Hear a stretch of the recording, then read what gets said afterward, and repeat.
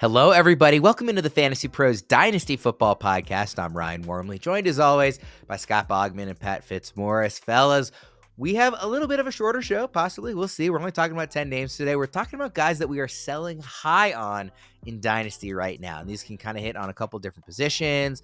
We've got, some running backs, some wide receivers, some quarterbacks. We might even throw a tight end in there as well. So guys that we think are overvalued right now and that you should be looking to sell in Dynasty before the season kicks off. Quick reminder for everyone, all of our 2024 consensus rankings and tiers can be found at fantasypros.com/rankings. You can also navigate to our staff dynasty rankings on the site as well. And a quick reminder for everyone to get ready for the ultimate fantasy football showdown with the 5th annual Fantasy Pros Fantasy Fest. Join us live on our YouTube channel Monday, August 19th, starting at 3 p.m. Eastern or 12 p.m. Pacific for a 5-hour fantasy football extravaganza like no other. We've got a star-studded lineup of familiar faces and the best fantasy experts from all around the industry coming together to bring you the latest and greatest insights to help you dominate your draft. We've got player rankings, breakouts, sleepers, busts, and so much more with Jake Seeley, JB Eisenberg, Scott Pianowski, and others. But here's the best part. You can be a part of the action. Join the live conversation and ask your burning questions. Can't make it live? No worries. You can catch all the excitement later on your own time. But trust us, you won't want to miss the live show. So mark your calendars and set those reminders because the Fantasy Pros Fantasy Fest is happening exclusively on our YouTube channel. We're going to have some of the best experts in the industry on that, and also Fitz. So it'll be super fun, and I hope everybody tunes in and has a good time with us on Monday. Like I said, all right, let's jump we'll start with the running backs here. Overvalued running backs. Bogman, who's your first guy? And by the way, to pull back the curtain, you said, before you said any other name, you said, if I don't get this guy, I'm not doing the show. Yeah, I mean, it's DeAndre Swift, and it's probably a broken record at this point, but I don't know how you couldn't sell high on this guy. If someone is buying him at his hype right now, I am all over it. And this is, to me, just the ultimate sell high time for this guy because he's in a new situation. They paid him, so it seems like he's going to be a workhorse for how much they gave him. He's been making great plays in training camp. He had like the one catch for over 40 yards in the preseason game, and the hype is enormous for this guy right now. He's coming off a great year in Philly. I thought it was an awesome year in Philly, but I give that credit. And if you've listened to me talk about DeAndre Swift, you've listened to Fitz talk about DeAndre Swift, a lot of us are giving most of the credit for DeAndre Swift's huge season in 2023 to the Philly offensive line. Look, he had to do it, but it's easier to run through wide open holes. And he didn't really do it in Detroit. He was a B back at best there. He's had one good season of really big production. There's a lot of hype. He just got paid. This offense looks really exciting with Caleb Williams running it now, and the additions of Roma Dunze and Keenan Allen, and just everything is super hyped up for the Bears now. So especially if you have a bunch of Bears fans in your league, I think selling DeAndre Swift right now is you're going to get the most for him because I don't think he's going to have a great year. I think he's going to perform below his draft position and below where people have him valued. And I think this is maybe the last vestige of being able to sell high on a guy like DeAndre Swift. I could not agree more. For me, it's not should you sell DeAndre Swift. It's how low of a package do you need to be willing to move him. Fitz, I'm curious where you're coming from on this. Yeah, and even in that one big season, Boggs, if I recall, he had like a couple of 12 and 13 catch games because the Lions were just getting trucked so bad and they were just dumping off and trying to play catch up. Yeah, I mean, he has had the two teams basically reject him, seeing what he had to offer and saying, no, thanks. You can move on to the next team. And now in the first Bears preseason game, actually second. There was the Hall of Fame game where they didn't play anyone, but in the first preseason game where they played some of their regulars, it was some really curious usage for DeAndre Swift. Like he played the first play, then they took him out, I think, on the second play and put in Khalil Herbert. Then he comes back in and has that 42-yard screen pass. Then they, on their first third down, put Travis Homer in the game. And then like DeAndre Swift still continued to play after Homer had been in the game on a third down. Now that is alarming because if DeAndre Swift is not playing on passing downs, and Travis Homer does have a history with Shane Waldron in Right. Seattle. So like that's a little alarming because he's probably going to be splitting some early down work with Khalil Herbert and maybe Roshan Johnson too. But if DeAndre Swift does not own the passing downs, the ceiling here might be much lower than people are anticipating. So yeah, I'm kind of with you. I don't have much interest in DeAndre Swift, and it probably is a good time to sell him while he's still got like a top 25 dynasty ADP at running back, maybe even top 20. So what is the return, Bogman, that it would, if you get this, whether it's a pick or a type of player, younger player, who's the guy that like, okay, yeah, I will move him happily? Serviceable wide receiver. I mean, there's usually people looking for running backs, right? So a serviceable wide receiver. I don't want to give you a range because I really don't want to limit you, right? Like there might be someone that offers you something ridiculous and you feel like you need to take it and pull the trigger on that immediately. But I would accept like a second round pick. I think, especially if I'm like in season, trying to trade DeAndre Swift and he's playing well early, get rid of him. Then even he could get even more than he could right now, because right now it's all just hype. A couple good games, then people are going to get excited. But I'm with Fitz. Like the usage is weird. And I just think, not every trade in Dynasty has to be an absolute home run. We're just looking to sell guys at their peak. I think he's absolutely at his peak right now. I think I'd even do like a future second, like a 2026 second. I'd be pretty on board with, honestly. So we're all Wouldn't hate in it. very clear agreement on Swift. Hopefully we have some disagreement throughout the show. Fitz, who's the first running back you want to talk about? Kyren Williams, and I do think he is probably at the height of his value right now. I think Kyren Williams is good, but I do worry about the sustainability of his business model as a smaller back who had this heavy duty role last year. And I don't know if it's going to be a heavy duty role this year. More on that in a second. But so Kyren is listed at 5'9" and 202 pounds, and I'm not sure I'm buying the 202 pounds. I think his listing was 194 pounds last year, and I'm not sure if he is hitting two bills on the scale just yet. But last year he averaged about 21 touches a game for the Rams. Not surprisingly, he did not hold up over the entire season. He missed 4 games with a high ankle sprain, and that was after missing time with a high ankle sprain as a rookie. And I think in his very first OTAs, shortly after being drafted, he had broken his foot in training camp. So there are some durability concerns. And I think his workhorse role last season was kind of out of necessity. There just wasn't much else for the Rams at running back. Now they go out and spend a day 2 pick on Blake Corum of Michigan, who for my money, and caveat here, Boggs, we didn't get quite a full 1 season of Jonathan Brooks in college. But for my money, like Blake Corum is the best pure runner in this rookie running back class. And Yeah, between the tackles, I'll give that to you. yeah, I mean, like he is very good. And so now there is another viable option here. Sean McVay is a really smart dude. And I can't imagine that McVay would continue to give Kyren Williams 20 touches a game or more after going out and having his team draft a day 2 running back.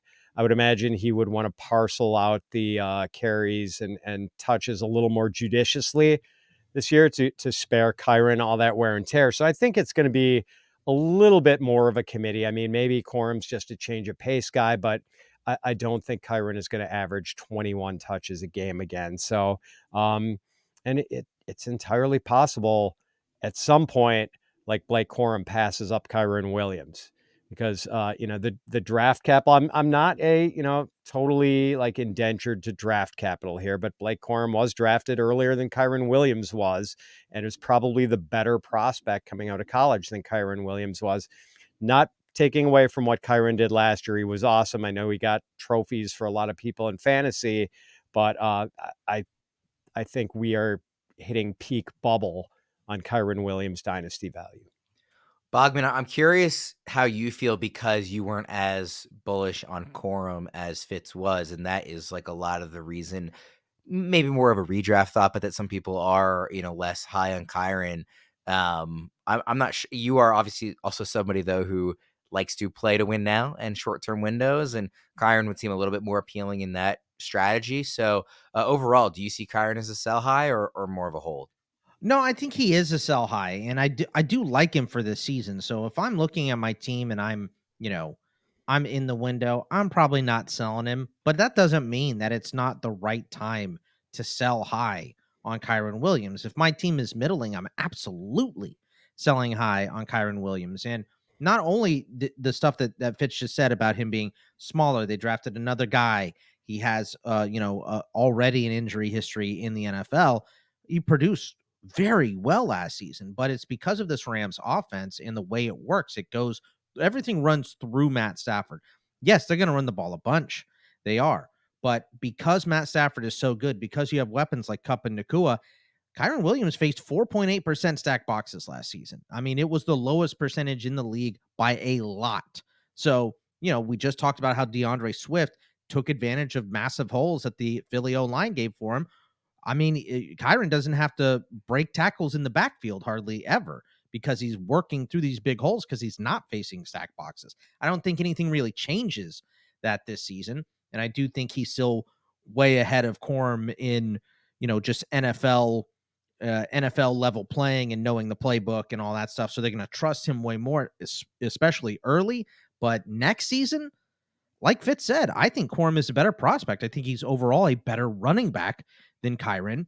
So they could be fighting for carries as early as late this year or early next year. So this is absolutely the right time to sell high on Kyren.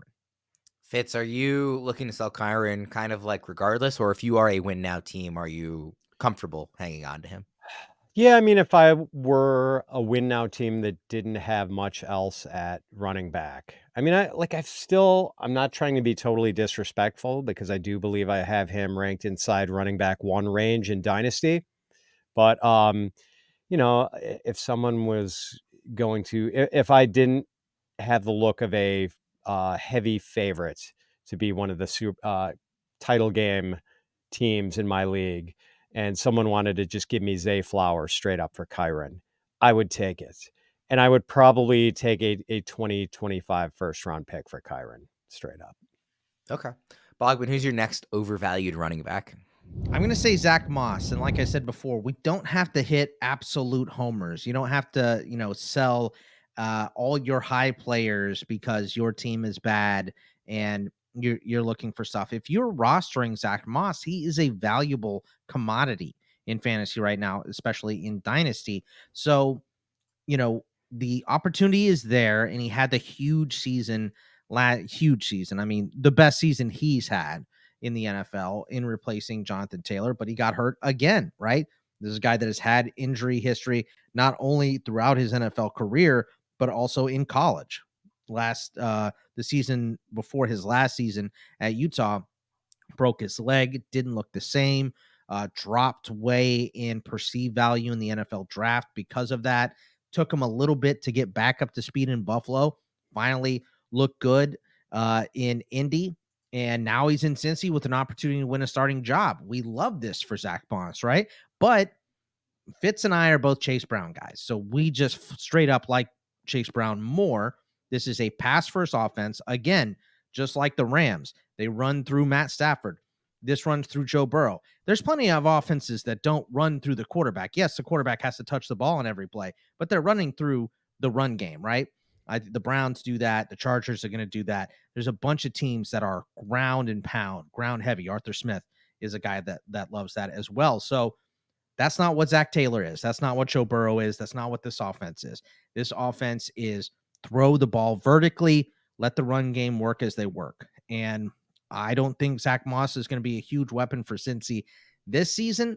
And if he's not this season, his value, you're going to be drawing dead on any value that he has moving forward. So I think now is the time to sell Zack Moss and, get that 3rd round pick back that we always throw in for extra pieces on a trade so that you won't have any trades hold up because you'll have a couple extra 3rd round picks. So I think now is the time to trade Zack Moss. If you are a win now team that doesn't have much at running back, like let's say you are like pretty stacked at quarterback, receiver, and tight end, but you've waited on running back because that was your strategy, and you do happen to have Moss. Are you interested in holding on to him in that scenario, Bogman, where it's like, listen, like, I just don't have the pieces to replace him, or like kind of no matter what? I mean, a similar question to somebody like Swift. Are you just taking him for whatever you can get? I don't know that I would take whatever I can get. I'll say this: I'm if he's a guy that I think I'm gonna need this season, then I'll just bump the cost up on him, right? Like, all right, look, I can't give you a third round pick. That's probably a fair deal, so I'm just going to hold out for that second because I need this guy anyway. If I can get that second, I'm confident that I can take that second and move it for something better than Zack Moss. But for a third, I'm going to make a lateral move anyway. Plus, I have no backup. Pass on that. I'll hold out for just a little bit more if I need Zack Moss for this season. I ask because in the work league that I'm in with Fitz, I am in that exact scenario where I'm really happy with every position except running back is not in a good spot. And I have Moss, and I'm like, I don't really believe in him this year, but I don't have anybody else to replace him with. So I feel kind of stuck. Fitz, it would be a huge betrayal of our listeners' trust if you were to come on here and say you really like Zack Moss and disagree with selling him. Oh yeah, absolutely. And I was just thinking about like what I would take for Zack Moss, and Boggs was talking about a third and a little something extra. And I had been thinking in my mind before he said that, like a third round pick and a ham sandwich, maybe a really good one with Grey Mm, Poupon. yeah, Yeah, I yeah. mean, so Moss isn't fast. He's not a good pass catcher. He was out snapped and out touched by Devin Singletary for the entirety of his 2.5 seasons in Buffalo. He had one really good 4-game stretch last year for the Colts that, perked up interest in him for the first time in a couple of years. He is the perfect sell high candidate right now. Although, there is some plausible upside for 2024. It has to be said. Like if he does wind up, Chase Brown coughs up a couple of fumbles in his first game, or, Right. and running for the Bengals, you are not going to be facing many stacked boxes when the other defense has to contend with Joe Burrow, Jamar Chase, and T. Higgins. You are going to Could be running easily see a against, DeAndre Swift, right, Fitz? You yeah, could see that type of season for Zack Moss. I yeah, mean, I think I see it more if like something bad happened to Chase Brown, but like you said, Chase Brown fumbles a couple times. Zack Moss comes out the gate swinging. Could be his job for a little bit. yeah. So there's plausible upside for him in 2024, but like there is nothing as far as long-term value for Zack Moss. That is a house of cards. Fitz, let's do the last running back here. Who do you have? Rachaad White, and a guy I do not hate by any means. Like he shouldered this big workload for the Bucs last year with 272 carries, 64 catches, 1,539 yards from scrimmage, 9 touchdowns. Like that was a terrific fantasy season. But do the Bucs want him to have such a big load, especially when the numbers suggest that he is just not a very good runner? So, according to our friends at Fantasy Points, among the 23 running backs who had 200 or more carries in 2023, Rachaad White ranked dead last in yards after contact per carry, missed tackles forced per carry, and expected points added. And he was second to last in explosive run rate. Like he's just not a good runner. He is a very good pass catcher. And he's now shown that for 2 straight years. And that has value in dynasty leagues, which are predominantly full point PPR. But the Buccaneers did spend a 4th-round pick in this draft on Bucky Irving of Oregon. Granted, not my favorite prospect in this class. Only 192 pounds, 27th percentile speed score, 7th percentile burst score, relative athletic score of 2.22 on a 10-point scale. So I don't know if Bucky Irving is really the guy who's going to come and steal a major chunk of Rachaad White's workload. But I also don't think Rachaad White is, being seen as the long-term answer at running back the way the Jets are looking at Breece Hall or the Falcons are looking at Bijan Robinson. So probably a good time to sell Rachaad White after a top 5 fantasy finish at running back last year. Bogman, where are you at on White? Yeah, so I wasn't big on Rachaad White coming into the NFL. I thought he was a little bit overrated, so I wasn't real high on him.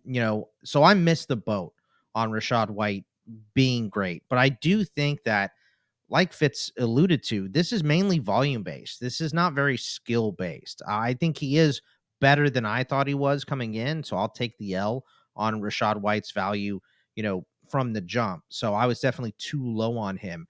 But I think all the stuff that Fitz said absolutely applies. And I think it can still be true that he is overrated because of the workload. He's better than I thought, but it still doesn't make him great. I don't think he's as good a running back as Travis Etienne. I don't think he's as good a running back as the guys that Fitz listed, Bijan and Brees. He's not on that level. He gets a huge workload, but I think you bring in someone super talented next season, or maybe Bucky Irving looks more like the guy at Oregon than he did like the guy at the Combine.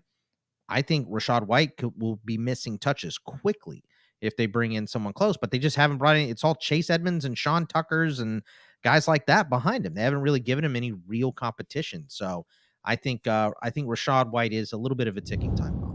By now, most of you have probably heard of Reality Sports Online, the powerful fantasy sports platform where owners get to build and manage their fantasy team like an NFL general manager. But the question is, have you tried it? It's time to go see what all the buzz in the Dynasty community is about. Free agency, multi-year contracts, a rookie draft, multi-team trades, franchise tags, contract extensions, first-round rookie options, automated contract and salary cap functionality, and much, much more. Think it sounds complicated? It's not. The best thing about Reality Sports Online Fantasy Front Office is that it doesn't take any more time than a standard league. It just requires more strategy. Think you're among the fantasy elite? Well, this is the platform to test your mettle. Still not sure? You can test out your general manager skills for free in a mock free agency auction. If you like what you see, use promo code FANTASYPROS to receive a 10% discount on your team or league today. That's promo code FANTASYPROS to receive a 10% discount on your team or league today. Fantasy just got real at realitysportsonline.com. All right, let's move to the overvalued wide receivers. Now, we kind of mostly agreed in a lot of these running backs. I disagree with a lot of your guys' choices on the remaining positions, so I'm more excited to get into those. Bogman, let's start with you. Yeah, the most overrated player in fantasy football, Christian Kirk, is my number one pick for the wide receivers here.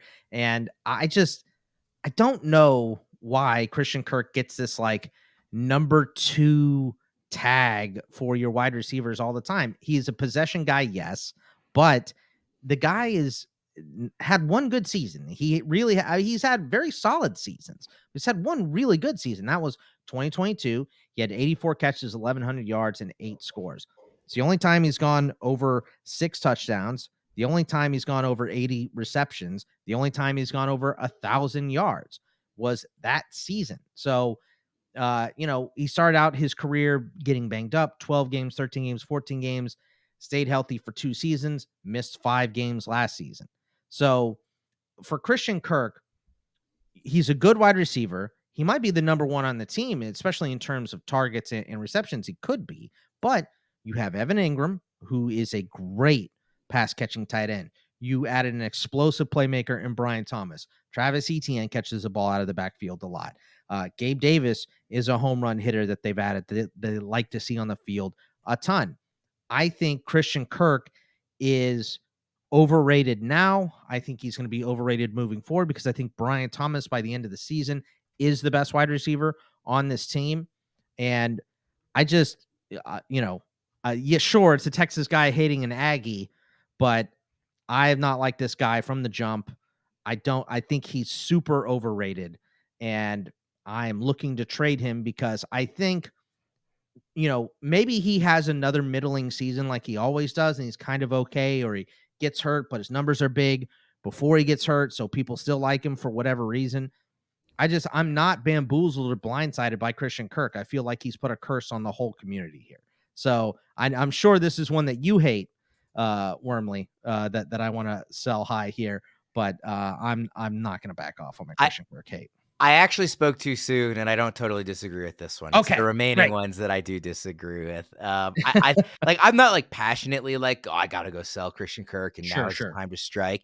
But I think it's a fair choice here. Fitz, where do you come down on Christian Kirk? So I might have taken issue with Bogman on this one prior to the first full week of preseason games, because I think Christian Kirk is a pretty good player. And I don't think he has been egregiously overpriced in Dynasty, but I think the most alarming development I saw for any player in the first week of the preseason was for Christian Kirk, who I dropped like 10 spots in my rankings in redraft after I saw that he was not on the field in 2 wide receiver sets for the Jaguars when their starters were playing with Trevor Lawrence last week. I think it was Trevor Lawrence, whoever was starting at quarterback for the Jags last week. But it was Brian Thomas and Gabe Davis. And unless it was 3 or 4 wide receiver sets, Christian Kirk was standing on the sideline watching. And if he's not playing in 2 wide receiver sets, if they want to start Brian Thomas Jr. right away and are hell bent on, seeing that their free agent expenditure on Gabe Davis pays off, then boy, I mean, like, it would be a real uphill climb for Christian Kirk to get anywhere close to 1,000 receiving yards this year.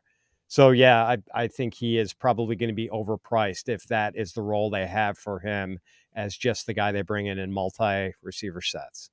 I mean, he's only done it once in, what is that, 6 seasons anyway, 1,000 yards. Yeah. So can't really bank on it.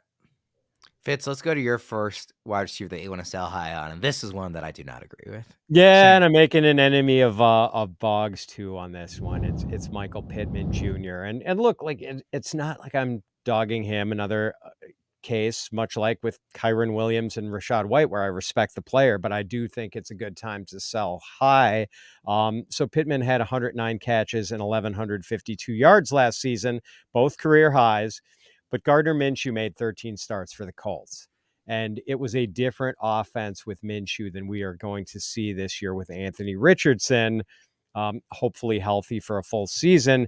Inevitable that Indy's going to run the ball at a much higher rate this year if they have a full season of Anthony Richardson and Jonathan Taylor. That is just inevitable. They will be one of the 5 run-heaviest teams in the league this year. And Richardson, like, I don't think he is going to be a bad NFL passer, but he's still relatively inexperienced, like does not have a lot of college experience as a passer and had a very truncated rookie season. He had a completion percentage under 60% last year, averaged 6.9 yards per attempt. Those numbers aren't, well, the completion percentage isn't great, but 6.9 isn't terrible, but it's not good. And he had 3 touchdown passes in 4 games. Pittman's fantasy value is largely about volume because he does not make a lot of big plays and he does not score a lot of touchdowns. Over the last 2 years, he's averaged 10 yards per catch, and he has 15 career touchdowns in 62 games. So he needs volume. I don't think Pittman is going to get volume in this offense. So I think right now his fantasy value, his dynasty value is at its absolute zenith. He has been a guy reliant on volume to date. I think he's still capable of getting better, and to me he's more somebody I'd be looking to buy than I would be looking to sell. Maybe I'm not giving up the moon for him, but I just think he's more on the ascent rather than like currently at his zenith, like you described it. Fitz, Bogman, what do you think about Pittman? Well, I'm wondering real quick, Fitz, do you have Pittman in any league that I'm in with you? Because we could work out a deal real nice, I think. But look, Pittman is a great floor player. 88, 99, 108 catches. As for yards, 1082, 925, 1152. Like Fitz said, the problem has been getting in the end zone, right? So he's getting a massive workload. But getting in the end zone hasn't been there. There were 32 players last season with 20 or more contested targets, and he had a receiving percentage of 53.6. There were 2 players with a higher contested catch rate with that many contested catches. It was Chris Godwin and Courtland Sutton.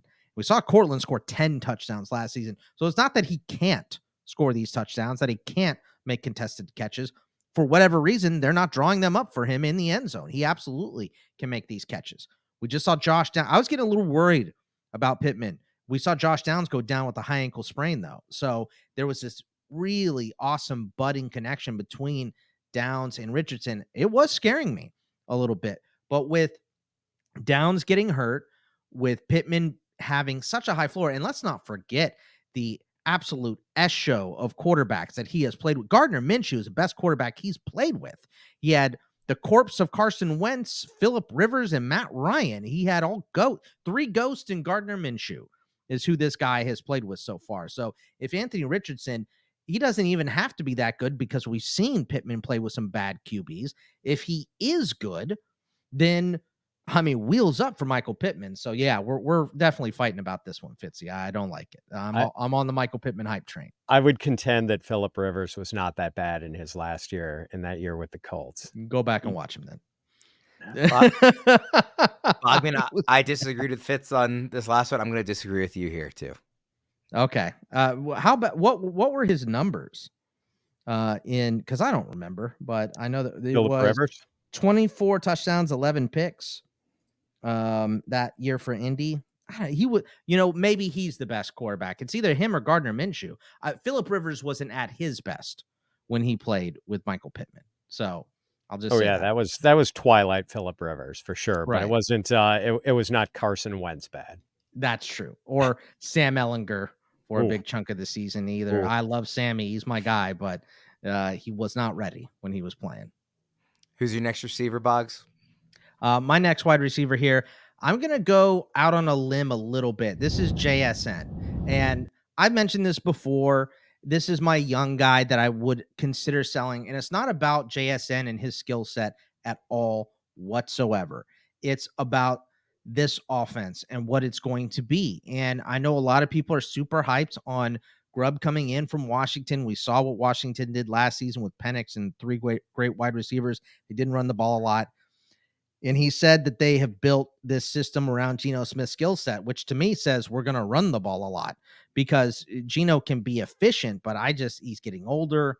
Sam Howell is his backup. I kind of like Sam Howell, but we know what Fitz feels about him. Fitz feels like he's just a nothing burger. So they really like Sam Howell. So it's going to be Geno this year. I think he's too old. I think it's going to be Howell at the end of the season. I don't know if he's ready. He showed us last year he's not. So we're going to see a lot of running. So sure, Seattle maybe can go out and get somebody next year. But if the running game works with Ken Walker and Zach Charbonnet, those are two really good backs that are both 3-down guys. You could have this double-headed monster. I think DK is your touchdown guy. So now it's JSN he's your possession guy, but probably not this year. And if it looks bad and he's somewhat middling this year, he doesn't have a big season, he doesn't come on at the end and really spike or surge or have huge weeks, I think next year his value is going down. So I think if you traded a guy like that now, there's still enough hype, there's still enough hope that you're going to get a decent return for him. And next year, I think if you're waiting or if you're not rostering him or whatever, I think you're going to be able to buy him much lower than you should be able to buy him for. So I think right now is the time to sell. I think at the beginning of next year is going to be the time to buy for JSN when they have to reevaluate this QB situation. Maybe I'm completely wrong about Geno. Maybe he's a guy that takes over and looks really good, much better than last year. I just don't really buy it. So for me, I think the way this team is going to work is going to be run, run, run. I think JSN is still the third option. They showed us in the preseason that he played 3 drives. None of the other starters really played, and he played 3 drives. So I don't know if this just he's young, so they want to put him in there, or if he's really that low in the pecking order. I'm not really sure how to read that one either. So I'm just low on JSN for now. I get it, but to me, like, the value has already dropped enough from where we were a year ago when I was extraordinarily high on him that I'd be much more interested in buying that dip and not trying to hold off for another dip a year from now. I just think that the pedigree is too good. They have a new offensive coordinator. Like maybe it does backfire, but I think it's good process to be buying into really talented second-year wide receivers and not looking to sell them. Fitz, I'm curious where you're coming at it, on for JSN. If I knew Sam Howell was going to be his quarterback for the next 2 years, you could talk me into selling him. But it's funny, in all the dynasty leagues I'm in, I don't think I have seen a JSN trade since he came into the league, because I think everyone who drafted him is still waiting for the rocket ride that they were hoping they would start to take last year, and it just didn't happen. But we know he was used very suboptimally by Shane Waldron last year as this short area receiver. catching a lot of stuff like really close to the line of scrimmage. Just didn't seem like he had that, I think was in a hand or a wrist injury that maybe slowed his ascent too. I guess I don't blame anyone who drafted him for hanging on, because this is a guy, after all, who, as a sophomore at Ohio State, sharing a field with Garrett Wilson and Chris Olave, had 90 plus catches and 1,600 receiving yards. And it's pretty hard to do that if you're a poser who's just somehow putting up those crazy numbers with these great receivers playing alongside you. So I do think there's talent worth waiting for here. I'm optimistic that Ryan Grubb can tap into it in a way that Shane Waldron did not in JSN's rookie year. So I'm still holding on him, but like I don't know what the market is for JSN, since there hasn't been a trade for him in any of my leagues. Like, I don't know what you could get for JSN. Probably a pretty good package, I would think, since there's still a lot of optimism for him. But 25 first plus, right? Like, I think you could still. yeah, you would hope, for sure. I mean, Right. considering that he was a I very think that's what his managers would ask for, but I don't know that a lot of people would want to say I'm giving up a first plus something more coming off of a really poor first season, which is why I think he is somebody that hasn't been moved a lot. I think he's a hard guy to move, because if you drafted him, you expected him to be a stud. Where he was drafted in rookie drafts, there was a ton of hype, and it's really hard to move off that after a year without feeling like you're getting back, equivalent or better value. And I don't know that people want to give equivalent value to that. What about in a win now team? Let's say JSN is your 4 or 5 worm, and you can get a first, maybe first and a little sprinkle on top.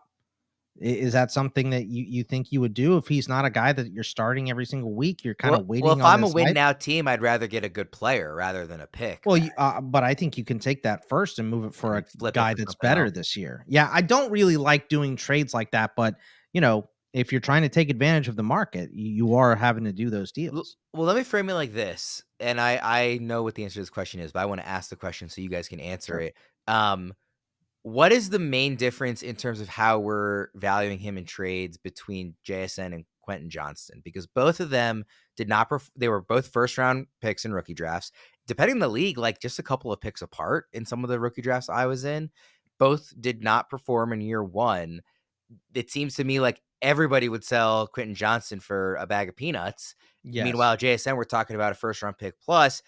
I would agree with that sentiment. I'm not saying it's wrong, but can you, Bogman, maybe articulate what the difference is there and why you're maybe more willing to kind of sell high even on the dip with JSN, whereas Quentin Johnston, it's 0% interest?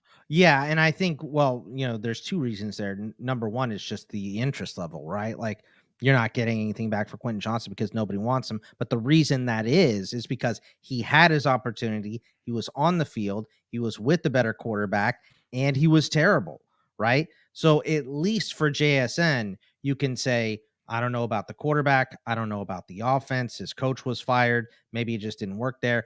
And he didn't have the opportunity because he's behind studs in DK Metcalf and Tyler Lockett. So I think all of that kind of adds up to, well, JSN really hasn't had his shot.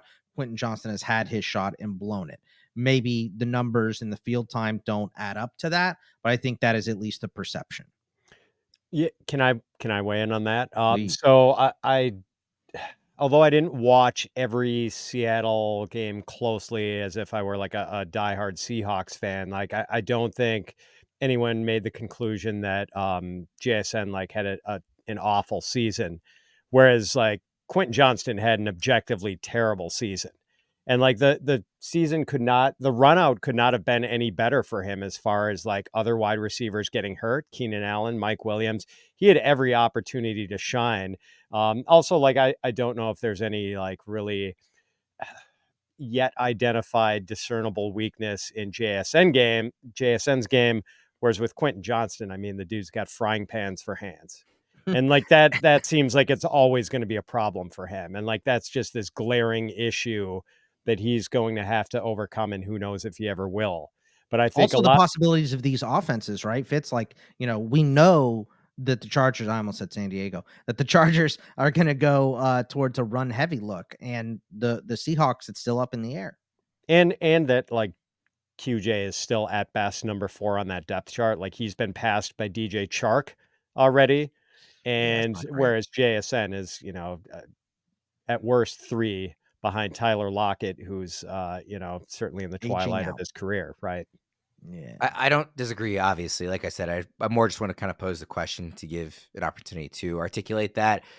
Because, I mean, again, they were pretty close in value just a year ago. Like, Jason was higher, but it wasn't that far off. So just thought it was worth bringing up. All right, Fitz, let's go to your final overvalued wide receiver. My guy is Rashee Rice, who, coming off a strong rookie season for sure, 79 catches, 938 yards, 7 touchdowns in the regular season, plus the big game against Miami in the playoffs, 130 yards and a touchdown. But I think it was largely out of necessity that Rice had such a big role for Kansas City last year. I mean, the Chiefs just had so little firepower at wide receiver other than Rice. Marquez Valdez-Scantling, Sky Moore, Justin Watson, Kadarius Toney, just a whole lot of yuck in that wide receiver group. And Rice was, even though he was far and away the best receiver the Chiefs had, he had a very narrowly defined role as this short area catch and run receiver. His average depth of target, 4.8 yards. And the Chiefs threw 69 screen passes to wide receivers and tight ends last year. No other team had more than 51. The Chiefs threw 53 screens just to wide receivers, and most of those were going to Rashee Rice. So now they've got Hollywood Brown, although, he's hurt already. They also drafted Xavier Worthy, and of course they still have Travis Kelce. So they've got substantially more pass catching firepower than they had last year. And I don't think they're going to need all those little screens and hitches to Rashee Rice this year. In fact, I wouldn't be shocked if we look back on 2023 as one of the best seasons, if not the best season Rashee Rice ever had in the NFL. So I think it was just this season out of necessity for him last year. And I just don't think he's going to have as prominent a role in 2024. And also, I mean, we have to at least bring up the knucklehead factor, right? Like, I mean, this street racing thing in Dallas was kind of a big deal and certainly calls his judgment into question. And at some point, like, there's a suspension coming. Once his case is adjudicated in the courts, he's going to get hit with, I would expect, at least 4 games. So that's coming at some point, and hopefully that's it for him. It's the last time we ever read about him running afoul of the law, but it's got to be in the back of your head that maybe it's not. What do you think, Bogman? I mean, I think this is a really good argument against Rashee Rice. I don't really necessarily hate the short passes and the hitches and stuff because there's a role for that, right? It's like, if it works, it works. And especially in PPR, I'll take all that massive amount of catches, even if he's not, he's not going to be Debo and breaking a million tackles like a running back, but, he took that role and he ran with it. And I think that's a fine role. I think Worthy does something different. I think Kelce does something different. So I'm okay with Rashee Rice. But as you said, Fitz, like, this is not the last time the Chiefs are going to be drafting a wide receiver either. It's not going to be the last time they're adding wide receivers for Patrick Mahomes. You want this whole offense to run through Mahomes. That's why you paid him $500 million, right? So I think they're going to add more weapons. I think Worthy is great. Everything runs through Kelce. Pacheco's a 3-down back. Like, I just think his role could potentially be diminished. And that's not even mentioning the fact that he's going to have a lengthy suspension. I think it's going to be more than 4 games when we finally get it, because he smacked that photographer too. So he just, and are we behind these idiotic decisions? Are these idiotic decisions, or is he an idiot? Like, I don't know. So we'll have to find out that too. So there's a risk there for future action. So, Martavis Bryant had an amazing couple first seasons, right? And then couldn't get it straight. So there could be a little of a parallel in their careers if Rashee Rice doesn't get on the straight and narrow pretty soon. So, been good in camp. It seems like everything is going right now. So I don't necessarily love selling him, but I also don't hate it either. I think it's a pretty good argument from Fitz. Quick note for everyone to join our Fantasy Pros Discord community, chat with other fans, and get access to exclusive AMAs that wind up on our podcast feed. Join the fun with Joe, Welsh, and Boggs Mondays at 2 Eastern, Fitz and Boggs Tuesdays at 5 Eastern, and Welsh and Erickson Thursdays at 3 Eastern. Come get your questions answered and be on the show at fantasypros.com/chat. All right, we've got one quarterback and one tight end. Fitz, give us the quarterback that you're selling on. Oh, Justin Herbert. Let's tip over a sacred cow in the fantasy community. And I do think the perception is still that Justin Herbert is this awesome young QB. Just a few years ago, he had a higher dynasty ADP than Joe Burrow. And Herbert did have this undeniably great start to his career, 4,300 passing yards, 31 TD passes as a rookie, then 5,000 yards and 38 TD passes in year two. And it looks like we are, we've got one of the next great quarterbacks on our hands. But the last 2 years have not been all that wonderful for Justin Herbert. He has averaged under 18 fantasy points per game the last 2 years, putting him outside the top 10 in that category. Now he's going to play in what figures to be this run-heavy offense with Jim Harbaugh and Greg Roman in charge. And even if Ladd McConkey pans out the way people are hoping he will, still a pretty below-average collection of pass catchers with McConkey and the aforementioned DJ Chark, Josh Palmer, Hayden Hurst at tight end.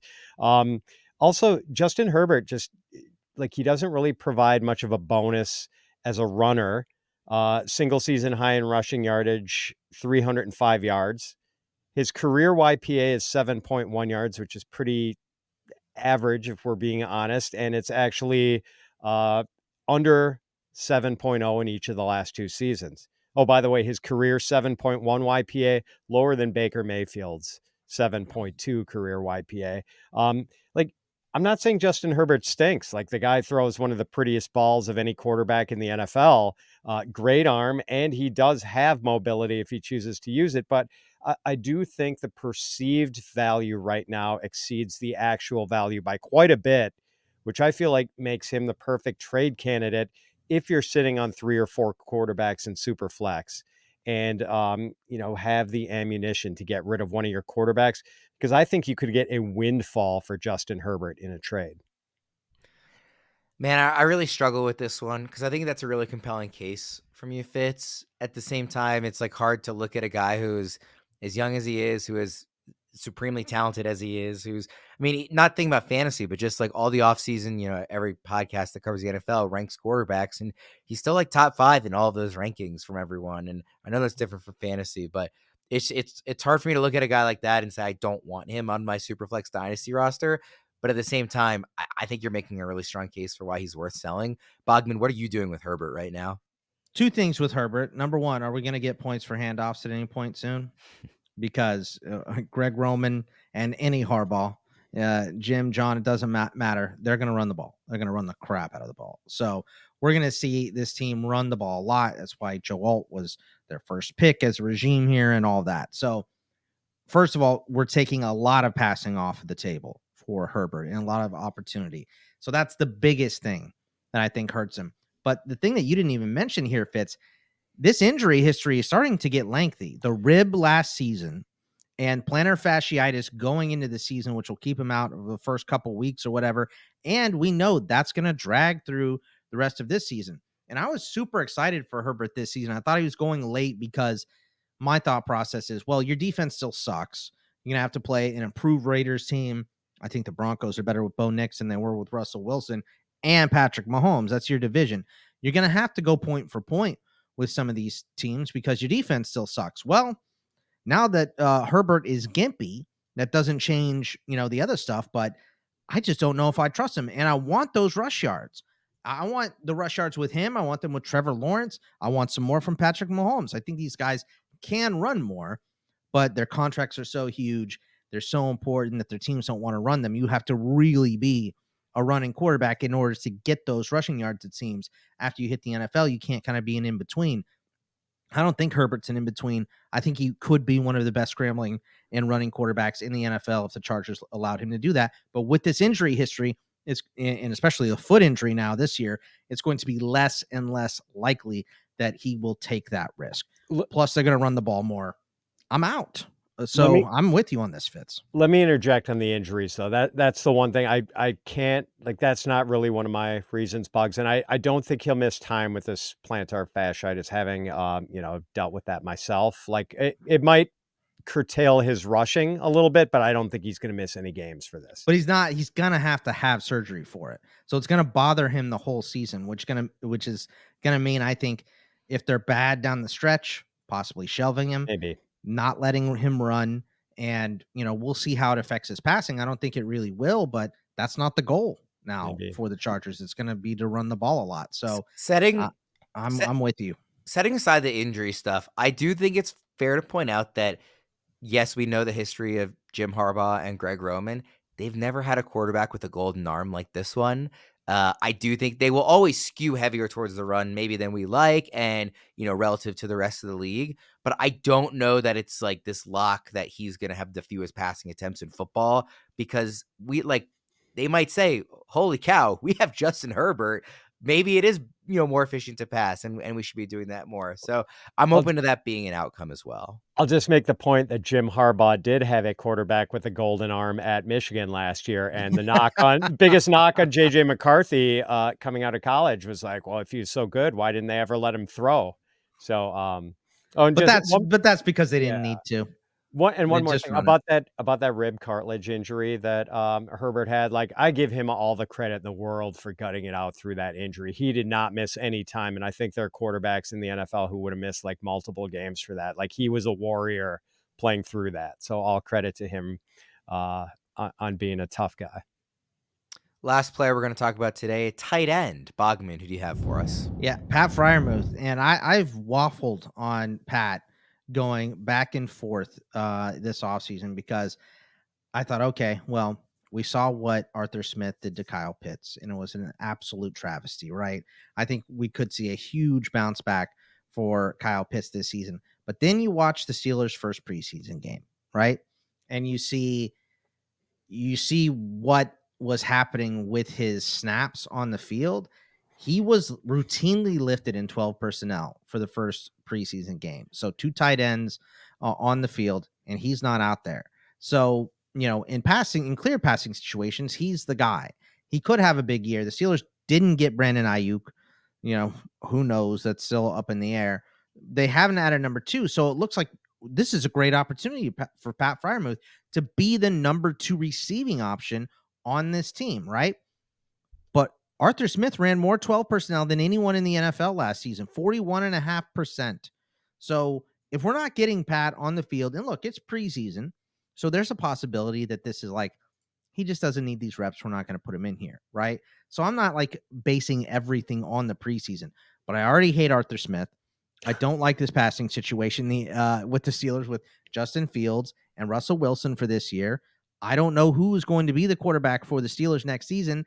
Also, are they going to add a wide receiver that is much better than Van Jefferson to potentially take targets away?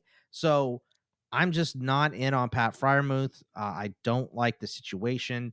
I love his skill. I hate Arthur Smith. I hate the situation for him. I don't like the Steelers QBs, so I'm just going to avoid him and trade him if I can get anything decent for Pat Freiermuth. I'm doing it. I think Bogman hates the Steelers more than most Ravens fans do. Every time we talk I hate Arthur Smith. Player he doesn't like. Yeah, he's not in Arthur Smith. Fitz, we just taped a show before this where you really like Freiermuth in redraft. Are you selling him in Dynasty even though you like him for this year? I'm really hoping. I saw the thing with the usage in 2 tight end sets and how it was Darnell Washington and Michael Pruitt.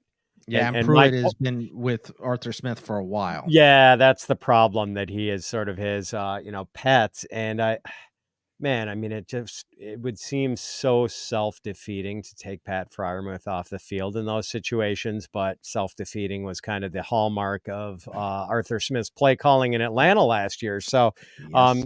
Because we were just talking about this on the Fantasy Pros football show, how like last year the tight ends in Atlanta, yes, it was a disappointing season for Kyle Pitts, but the total for Atlanta tight ends was 174 targets, 114 catches, 1,380 yards, and 7 touchdowns. Like, that's glorious. If Freiermuth can take just a 65% stake out of like that bonanza, like that would be at mid-range to high-end tight end one season. But yeah, I mean, Arthur Smith could absolutely pull the plug on this for us and make Pat Freiermuth this wildly oscillating week-to-week guy who you're terrified to start every week. What are you looking to get back for him, Bogman? Man, if I can get that third, that also coveted third, I think I would take it. If there's a wide receiver that I like that is maybe, buried in the depth chart, like, let me ask you this, Fitzy, Troy Franklin for Pat Freiermuth, straight up. What do you think of that deal? It's close to being fair. Yeah, something like that. Especially if Pat Freiermuth is my second tight end, especially in a non-premium tight end league where there's so many guys on the wire, and I can, grab and stash a guy maybe in a rebuild, or even if I have deep benches and I'm not, necessarily thinking I'm competing this year, to flip a guy like Freiermuth for, wait and see like Troy Franklin. I think that's something I would do. All right, we'll get out of there on that. Thank you, everybody, for tuning in for these players that we are selling high on in Dynasty right now. For Bogman and Fitz, I'm Ryan Wormeli. We'll see you again next time.